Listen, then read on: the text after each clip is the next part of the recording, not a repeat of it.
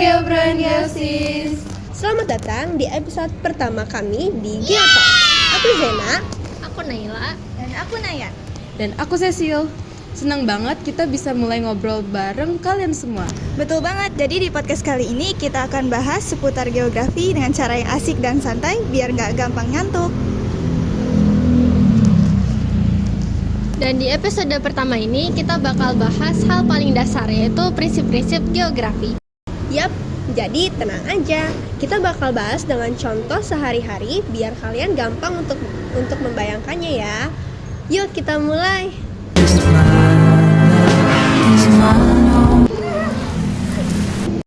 Jadi, Geobro and Geosis, prinsip geografi itu kayak fondasi utama dalam memahami fenomena di muka bumi. Ada 4 prinsip utama yang sering dibahas, yaitu distribusi, interrelasi, deskripsi, dan kronologi. Kita mulai dari prinsip distribusi kali ya.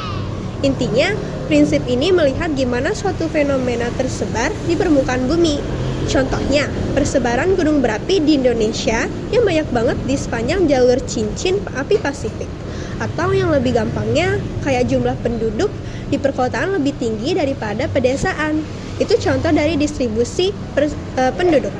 Dari yang aku baca di artikelnya Tempo, prinsip interrelasi itu melihat hubungan antar fenomena alam di suatu tempat. Kayak kalau ada satu kejadian di alam, itu biasanya nyambung sama kejadian di yang lain. Bisa dari alam itu sendiri atau dari ulah manusia. Contohnya itu ada banjir bandang bisa muncul setelah hutan di daerah hulu ditebang habis. Iklim di Indonesia juga dipengaruhi sama letak geografis kita yang ada di garis khatulistiwa. Dan yang terakhir, Jakarta kan sering banjir. Nah, penyebab banjirnya itu nggak cuma karena hujan, tapi dipengaruhi sama tata kota, sistem drainase, sampai perilaku warganya sendiri. Tadi aku udah bahas tentang prinsip interrelasi yang fokus ke hubungan. Nah, sekarang aku pengen tahu gimana sama prinsip penjelasan. Naya coba kasih tahu dong. Boleh. Nah, jadi kalau prinsip penjelasan itu tuh cara untuk menguraikan atau menggambarkan lebih lanjut suatu fenomena, gejala, atau masalah secara mendalam yang sering digunakan dalam konteks studi geografi. Prinsip ini itu menjelaskan detail-detail penting dari peristiwa yang telah diamati, baik melalui tulisan verbal, tabel, grafik, peta, maupun diagram.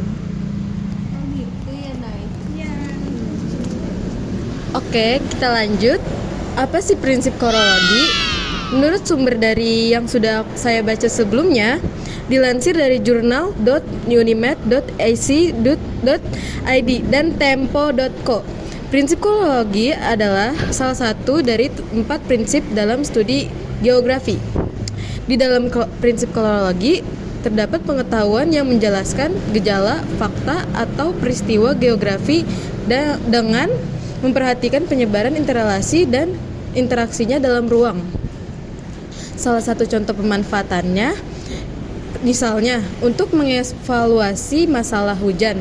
Dalam kegiatan tersebut, perlu mengkaji bagaimana penyebaran presipitasi di Indonesia. Alasan curah hujan di berbagai daerah tidak sama.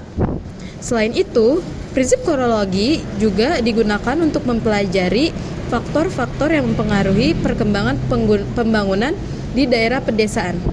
Jadi, simpelnya, prinsip-prinsip geografi itu bukan cuma teori di kelas, tetapi juga kepake banget buat menganalisis masalah di sekitar kita. Bener banget, dengan ngerti prinsip-prinsip ini, kita jadi bisa mikir lebih kritis soal fenomena alam maupun sosial.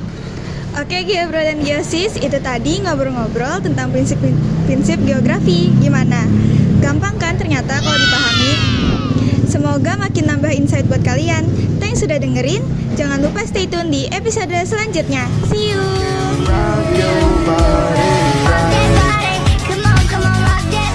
Rock that body.